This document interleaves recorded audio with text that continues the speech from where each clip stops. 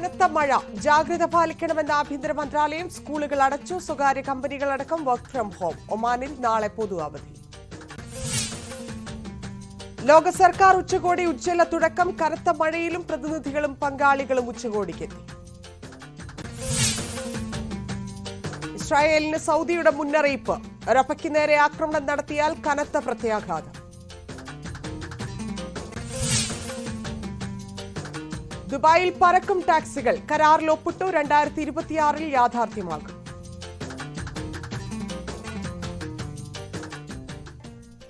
നമസ്കാരം. UAE പ്രവർത്തിക്കുന്ന കമ്പനികളിലെ ജീവനക്കാർ വിവിധ രാജ്യങ്ങളിൽ നിന്നായിരിക്കണമെന്ന നിബന്ധന നേരത്തെ വന്നതാണ്.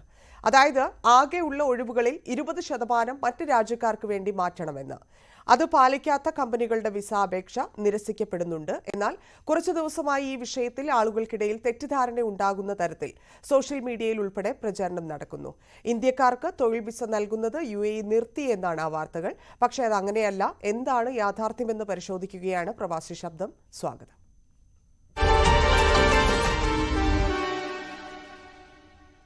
നമ്മളോടൊപ്പം ചർച്ചയിൽ പങ്കെടുക്കുന്നത് സാമൂഹ്യ പ്രവർത്തകൻ റൌഫ് കൊണ്ടോട്ടി, UAE-യിൽ നിന്ന് ശ്രീ തോമസ് കൊയാട്ട്, അഭിഭാഷകൻ അജി കുര്യാക്കോസ് എന്നിവരാണ്. 3 പേർക്കും ഇതിലേക്ക് സ്വാഗതം.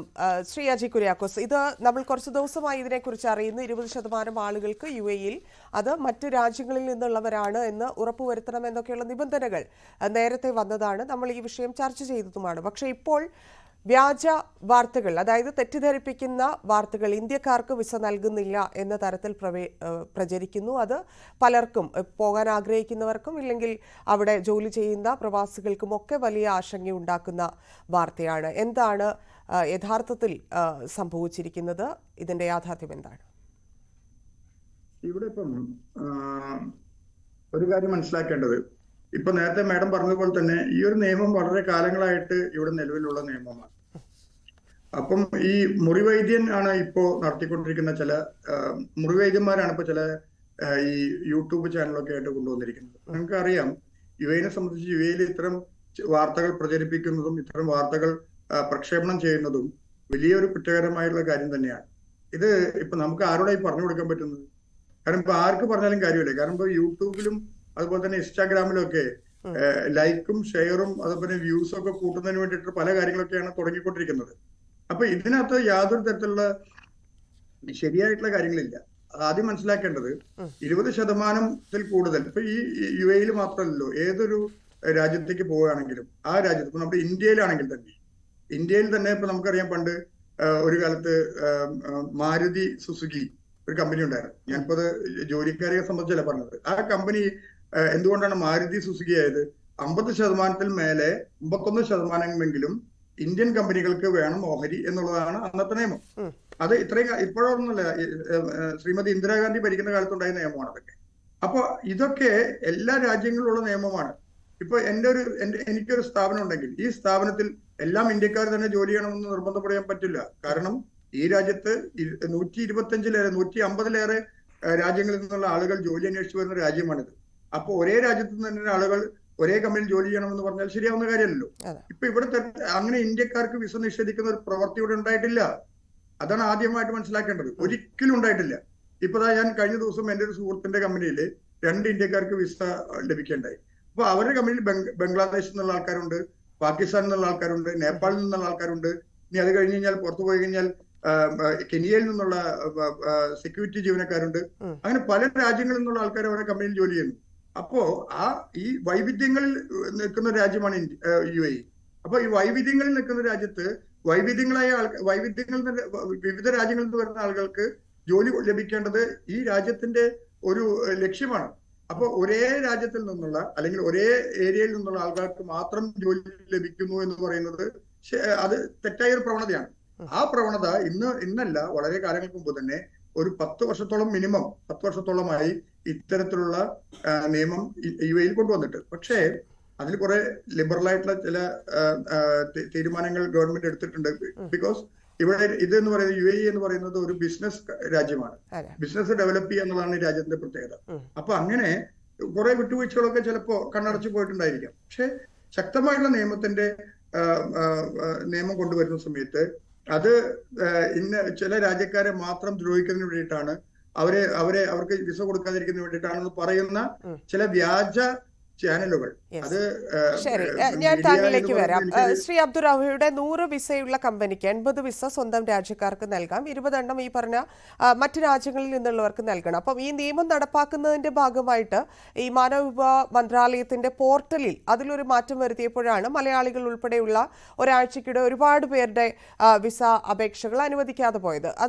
അതാണ് ടെക്നിക്കലി നോക്കുമ്പോൾ അതാണ് യാഥാർത്ഥ്യം. പക്ഷേ ഈ ഇന്ത്യൻ കമ്പനികളിൽ ഇതിനോടകം ഈ പറഞ്ഞ 80% നിയമനങ്ങളും പൂർത്തിയായി. പുതിയ നിർദ്ദേശം ഇന്ത്യക്കാർക്ക് തിരിച്ചടിയാകുന്നു, മലയാളികൾ ഉൾപ്പെടെയുള്ളവർക്ക് അത് തിരിച്ചടിയാവുന്നുണ്ട് ഇന്ത്യൻ കമ്പനികളെ അപേക്ഷിച്ച്. അപ്പം അവിടെയും ഇത് യാഥാർത്ഥ്യമാക്കുമ്പോൾ സ്വാഭാവികമായിട്ടും പ്രവാസികളായിട്ടുള്ള ആളുകൾ ബുദ്ധിമുട്ടും. അതായിരിക്കും ഒരുപക്ഷെ അവർക്ക് ആശങ്കയുണ്ടാക്കിയത്. പക്ഷേ എന്നാൽ പോലും അവർക്ക് പോലും ഇതെന്താണ് സംഭവിച്ചത്, ഇല്ലെങ്കിൽ UAE എന്തുകൊണ്ട് ഇത്തരത്തിൽ ഇന്ത്യക്കാരുടെ മാത്രം എന്നുള്ള തരത്തിൽ പ്രചരിക്കുന്ന, നേരത്തെ ശ്രീ അജി പറഞ്ഞതുപോലെ അത്തരം വ്യാജ വാർത്തകളാണ് ആളുകളിൽ തെറ്റിദ്ധാരണയുണ്ടാക്കുന്നത്. യഥാർത്ഥത്തിൽ എന്ത് ലക്ഷ്യം വെച്ചാണ് UAE ഇത്തരത്തിലൊരു തീരുമാനം എടുത്തത്? ഇപ്പോഴത് പ്രചരിക്കുന്ന രീതി അല്ലാതെ എന്താണ് അതിന്റെ യാഥാർത്ഥ്യമെന്നാണ് താങ്കൾ മനസ്സിലാക്കിയത്? ഇവിടെ നമുക്ക് പറയാനുള്ളത്, ഏതൊരു രാജ്യമാണെങ്കിലും ആ രാജ്യത്തിന് അവരുടേതായിട്ടുള്ള ചില നിയമങ്ങളും ചുറ്റുവട്ടങ്ങളും, അത് ഒരു ഡെമോക്രാറ്റിക് ആയിട്ടുള്ള കാര്യങ്ങളെല്ലാം വിലയിരുത്തിയിട്ടാണ് അന്താരാഷ്ട്രമായിട്ട് തന്നെ ഇത്തരം നിയമങ്ങൾ വന്നുകൊണ്ടിരിക്കുന്നത്. ഇതിന്റെ ഒരു കാര്യം എന്ന് പറയുന്നത് ഇന്ത്യൻ കമ്പനികളോ അല്ലെങ്കിൽ ഇന്ത്യക്കാരോട് വേണ്ടി മാത്രമുള്ള ഒരു വിവേചനമായിട്ടോ നമുക്ക് കാണാൻ സാധിക്കില്ല. ഏത് ഒരു രാജ്യത്തും പുതിയ പുതിയ നിയമങ്ങൾ വരുന്നതിനനുസരിച്ച് മൈഗ്രൻസ് ആയിട്ടുള്ള ആളുകൾ അതിനനുസരിച്ചുള്ള ഒരു പ്രിപ്പറേഷനും കൂടെ നമ്മുടെ ഭാഗത്ത് നിന്ന് ഉണ്ടാവണം. അതിന്റെ നിയമങ്ങൾ എന്താണെന്ന് കൃത്യമായി പഠിക്കുകയും അത് അപഗ്രഥിച്ച് അത് ഏത് രൂപത്തിൽ നമുക്ക് പ്രയോജനപ്പെടുത്താം എന്നുള്ള രൂപത്തിലേക്കാണ് നമ്മൾ എപ്പോഴും കാര്യങ്ങളെ കൊണ്ട് എത്തിക്കേണ്ട ഒരു വിഷയം എന്ന് പറയുന്നത്. നമുക്കറിയാവുന്നത് പോലെ ഇപ്പോ ഞാൻ ഖത്തറിലാണ് നിൽക്കുന്നത്. ഖത്തറിലെ ജനസംഖ്യ 8.5 ലക്ഷത്തിലധികം ഇന്ത്യക്കാര് ഇവിടെ ഉണ്ട്. 4 ലക്ഷത്തോളം അടുത്ത ഖത്തരികളായിട്ടുള്ള ആളുകളാണ് ഇവിടെ. അപ്പൊ അതിനനുസരിച്ചുള്ള ഡെമോഗ്രാഫിക് ഒരു കാര്യങ്ങളൊന്ന് ആലോചിച്ച് നോക്കൂ. എന്നിട്ടും ഇത്രയും ആളുകളെ ഒക്കെ നമുക്ക് വിസയും മറ്റു കാര്യങ്ങൾക്കും യാതൊരു പ്രയാസവും ഇല്ലാതെ ഇവിടെ മുന്നോട്ട് കൊണ്ടുപോകുന്നുണ്ട്. അങ്ങനെ ഓരോ രാജ്യത്തിനും അവരുടേതായിട്ടുള്ള ഒരു സ്ട്രാറ്റജിക്കൽ ആയിട്ടുള്ള അവരുടെ പ്ലാനിങ് അനുസരിച്ചുള്ള കാര്യങ്ങൾ ഉണ്ടായിരിക്കും. ലോകത്തിലെ ഏറ്റവും കൂടുതൽ മലയാളികൾ ജോലി ചെയ്യുന്ന ഒരു പ്രദേശമാണല്ലോ UAE എന്ന് പറയുന്നത്. ഇപ്പോഴും ആളുകളുടെ ഒരു സ്വപ്ന ദേശം എന്ന് വേണമെങ്കിൽ നമുക്ക് അതിനെ കുറിച്ച് പറയാം. അപ്പോ നമ്മൾ ആ കാര്യത്തിനെ കുറിച്ച് ഏത് നിയമങ്ങൾ വരുമ്പോഴും അതുമായി അറിയപ്പെടുക. അപ്പോ നമ്മുടെ പാനലിൽ തന്നെയുള്ള അജി കുര്യാക്കോസ് അഡ്വക്കേറ്റിനെ പോലുള്ള ആളുകളോട് അവരോട് ഏതെങ്കിലും രൂപത്തിൽ അതിനെ ഏതെങ്കിലും ഓവർലാപ്പ് ചെയ്ത് പെട്ടെന്ന് ആളുകൾ ഏതെങ്കിലും രൂപത്തിലേക്ക് മാറുന്ന സമയത്ത് അവർക്ക് എന്തെങ്കിലും പ്രയാസങ്ങൾ ഉണ്ടാവാനുള്ള സാധ്യതകളുണ്ടോ, ഉണ്ടെങ്കിൽ അതിനുള്ള പരിഹാര മാർഗങ്ങൾ എന്താണ്, ഇതെല്ലാം നമ്മൾ വിലയിരുത്താനുള്ള യഥാർത്ഥ സംവിധാനം നമ്മുടെ മുന്നിലുണ്ട്. നേരത്തെ ഇവിടെ സൂചിപ്പിക്കപ്പെട്ടതുപോലെ തന്നെ വ്യാജ വാർത്തകൾ ഉണ്ടാക്കുകയും അതിന്റെ പിന്നാലെ പോവുകയും അതിനെ പ്രോത്സാഹിപ്പിക്കുകയും ചെയ്യുക, ആളുകളുടെ ഇടയിൽ പാനിക് ഉണ്ടാക്കുക, ഇതൊക്കെ സ്ഥിരമായി നടന്നുകൊണ്ടിരിക്കുന്ന, നമ്മൾ പച്ച മലയാളത്തിൽ സാധാരണ പറയാറുള്ളത് ലുങ്കി ന്യൂസുകളാണ് നമ്മൾ യഥാർത്ഥത്തിൽ ഈ പ്രശ്നങ്ങൾ ഉണ്ടാക്കുന്നത്. നിങ്ങൾ ഒരു കാര്യം ആലോചിച്ച് നോക്കൂ, ഇത്തരം വിഷയങ്ങളൊക്കെ വരുന്ന സമയത്ത് കേരളക്കാർ മാത്രമല്ലല്ലോ ഇന്ത്യക്കാർ എന്ന് പറയുന്നത്. ഏറ്റവും കൂടുതൽ ആളുകളുടെ മഹാരാഷ്ട്ര അല്ലെങ്കിൽ മറ്റു സംസ്ഥാനങ്ങളിലുള്ള ആളുകളാണ് വരുന്നത്. കേരളത്തിനേക്കാൾ കൂടുതൽ UAE അടക്കമുള്ള പണം പോകുന്നത് മഹാരാഷ്ട്രക്കാരാണ്. അവരാരെങ്കിലും ഇതുപോലെ ഒരു ബഹളം വെക്കുകയോ അവരാരെങ്കിലും ഇതുപോലെ യൂട്യൂബുകൾ വർക്ക് ചെയ്യുകയോ ചെയ്യുന്നൊരു സംഭവം നമ്മൾ കണ്ടിട്ടുണ്ടോ? ഇല്ല. പക്ഷെ അവര് വളരെ തന്മയത്വത്തോടു കൂടി ആ കാര്യങ്ങളെ എങ്ങനെ അപഗ്രഥിക്കുന്നു എന്നുള്ളതും എങ്ങനെയാണ് അവരോട് അതിനോട് പ്രതികരിക്കുന്നത് എന്നുള്ളതും നമ്മൾ മനസ്സിലാക്കാം. നമ്മളൊരു മലയാളികൾ ഒരു പ്രത്യേക സെഗ്മെന്റ് ആയിട്ട് നമ്മൾ മറ്റൊരു രാജ്യക്കാരായിട്ട് മാറുന്നുണ്ടോ എന്നുള്ളതാണ് ഈ കാര്യത്തിലൊക്കെ നമ്മൾ. ശരി, ഞാൻ താങ്കളിലേക്ക് വരാം. ശ്രീ തോമസ് കോയാട്ട്, ഇവിടെ ഏതെങ്കിലും ഒരു രാജ്യത്തിനെതിരായ നിരോധനമോ നിയന്ത്രണമോ ഒന്നുമല്ല ഇപ്പോൾ നടന്നുകൊണ്ടിരിക്കുന്നത്. ഇന്ത്യക്കാർക്ക് ഇല്ലെങ്കിൽ ഇന്ത്യക്ക് മാത്രമായിട്ടുള്ള ഒരു പ്രശ്നമോ നിയന്ത്രണമോ ഒന്നുമല്ല UAE മുമ്പോട്ട് വെച്ചിരിക്കുന്നത്. അത് എന്തുകൊണ്ടാണ് ഇത്തരത്തിൽ വ്യാഖ്യാനിക്കപ്പെടുന്നത്, ഇല്ലെങ്കിൽ ഇന്ത്യക്കാർക്ക് വിസ നിഷേധിക്കുന്നു എന്നുള്ള തരത്തിൽ ഇങ്ങനെ പ്രചരിപ്പിച്ചുകൊണ്ടിരിക്കുന്നത്? ആക്ച്വലി പറഞ്ഞു കഴിഞ്ഞാലേ, കഴിഞ്ഞ ഒരു 10-12 വർഷമായിട്ട് ഗവൺമെന്റിന്റെ വിസ നിയമങ്ങളിലെ ഡെമോഗ്രാഫിക് ഇക്വിലിബ്രിയം, അത് എല്ലാ സ്ഥലത്തെ ആളുകളും ഒരുപാട് രാജ്യങ്ങളിൽ നിന്ന് ആളുകൾ ഇവിടെ വർക്ക് ചെയ്യുന്നുണ്ട്. അവരുടെ ഒരു ഇക്വിലിബ്രിയം നിലനിർത്താൻ വേണ്ടിയിട്ട് ഗവൺമെന്റ് ഒരു പോളിസി മാറ്റർ, എല്ലാവരെയും ഹാപ്പിയാക്കുക, എല്ലാവരും സന്തോഷമായിട്ട് ജീവിക്കുക എല്ലാവർക്കും തുല്യ അവസരങ്ങൾ കൊടുക്കുക എന്നൊക്കെയുള്ള ഉദ്ദേശത്തോടു കൂടി വിസ ഇഷ്യൂ ചെയ്യുമ്പോൾ അവര് കുറച്ച് കാര്യങ്ങളൊക്കെ ഇങ്ങനെ മോണിറ്റർ ചെയ്യുമായിരുന്നു. അതിന്റെ ഭാഗമായിട്ട് എവിടുന്നോ ഒരു ചെറിയ ന്യൂസ് ഇങ്ങനെ പൊതുവെ വന്നു, അത് യൂട്യൂബിലിട്ട് അലക്കി അത് വലിയ ലുങ്കി ന്യൂസായി. ഏറ്റവും കൂടുതൽ മലയാളികള് ഇപ്പൊ എന്റെ കമ്പനി തന്നെ 3 ആളുകള് ആ സമയത്ത് റിസൈൻ ചെയ്ത് പോകുന്നു എന്ന്. അപ്പൊ ഈ ന്യൂസ് വന്നപ്പോഴത്തേക്ക് അവര് റെസിഗ്നേഷൻ തിരിച്ചെടുത്ത് വീണ്ടും നിൽക്കാനായിട്ടുള്ള ഒരു ശ്രമം നടത്തി. അങ്ങനെ നമ്മുടെ ഇപ്പൊ എംപ്ലോയറുടെ ഭാഗത്തു നിന്ന് എംപ്ലോയർക്ക് ചില ഈ ന്യൂസ് വന്നതോടുകൂടി ഈ ജോലിക്കാരെ സ്ഥിരമായിട്ട് പോവുക, അല്ലെങ്കിൽ വിട്ടുപോവുക, അല്ലെങ്കിൽ ജോലി മാറുക എന്നൊക്കെയുള്ള ഒരു പ്രക്രിയയിലേക്ക് പോകാതിരിക്കുന്നതിനും പോകുന്നതിനും ഒക്കെ ഈ ന്യൂസുകൾ പലവിധമായിട്ടുള്ള സഹായങ്ങൾ ചെയ്തിട്ടുണ്ട്. ഇത് ദുബായ് ഗവൺമെന്റിന്റെ ഒരു പോളിസിയാണ്. എല്ലാ രാജ്യക്കാരോടും സഹവർത്തിത്വത്തിൽ പോവുക, എല്ലാവർക്കും ഈ തുല്യമായിട്ടുള്ള അവകാശങ്ങൾ കൊടുക്കുക, തുല്യമായിട്ടുള്ള ജോലി സാധ്യതകൾ ഉണ്ടാക്കി കൊടുക്കുക. അതിന് ഗവൺമെന്റിന്റെ ചില ഗൈഡ് ലൈൻസ് കൊടുത്തു എന്ന് മാത്രമേ ഉള്ളൂ. ഒരു വിസയ്ക്കും ഒരു റെസ്ട്രിക്ഷന് ഇപ്പോഴില്ല.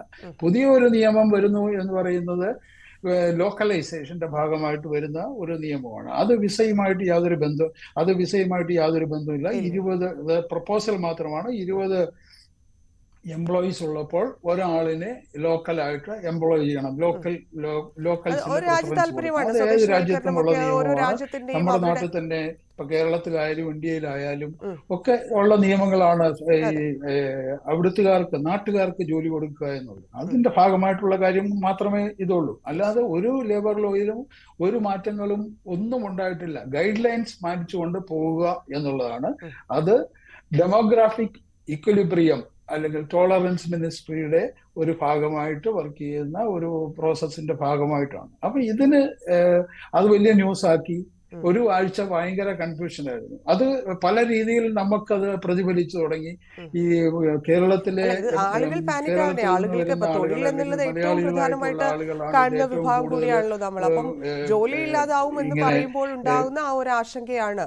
അതായിരിക്കാം ഈ ന്യൂസ് ഇത്രയധികം ഇങ്ങനെ ഒരു വാർത്ത എവിടെയെങ്കിലും കണ്ടാൽ സ്വാഭാവികമായിട്ട് നമ്മളത് നമുക്കറിയാവുന്ന പ്രവാസികളായിട്ടുള്ള ഇല്ലെങ്കിൽ പോകാൻ താല്പര്യപ്പെടുന്നവർക്കൊക്കെ ഫോർവേഡ് ചെയ്യുമല്ലോ. അപ്പോഴാണ് കൂടുതൽ ആളുകളിലേക്ക് ഇത്തരത്തിലുള്ള തെറ്റിദ്ധാരണ വരുത്തുന്ന കാര്യങ്ങൾ എത്തുന്നത്. അതായിരിക്കാം സംഭവിച്ചിട്ടുണ്ടാകുക. പക്ഷെ യാഥാർത്ഥ്യം ഒരു പക്ഷേ ഇനി വരും ദിവസങ്ങളിൽ കൂടുതൽ ബോധ്യമാകും. അല്ല, അത് ഗവൺമെന്റ് തന്നെ അതിനെ ക്ലാരിഫിക്കേഷൻ ഇറക്കി കഴിഞ്ഞു. അങ്ങനെ ഒരു നിയമം പ്രാബല്യത്തിലില്ല, ആരും അങ്ങനെ ചിന്തിക്കേണ്ട കാര്യമില്ല എന്നുള്ള ഒരു പബ്ലിക്കേഷൻ വന്നു കഴിഞ്ഞു അതിനെക്കുറിച്ച്.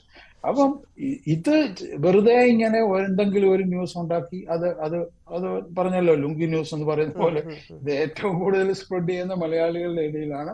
ഏറ്റവും കൂടുതൽ കാരണം ഏറ്റവും കൂടുതൽ മലയാളികളാണ് ഈ ഭാഗത്തിൽ. മഹാരാഷ്ട്രക്കാരുണ്ട്, അല്ലെങ്കിൽ മറ്റ് സ്റ്റേറ്റുകാരുണ്ടെങ്കിൽ പോലും അവരൊന്നും ഇങ്ങനെയുള്ള കാര്യങ്ങളിൽ ഇടപെട്ട് തുടങ്ങിയിട്ടില്ല. അല്ലെങ്കിൽ അവരുടെ ആ ഒരു സെറ്റപ്പ് അങ്ങനത്തെ അല്ല. മലയാളികൾ കുറച്ചുകൂടെ ഇൻഫ്ലുവൻഷ്യൽ ആണ് ഇവിടെ, കുറച്ചുകൂടെ പെനിട്രേറ്റിംഗ് പോപ്പുലേഷൻ ആണ്.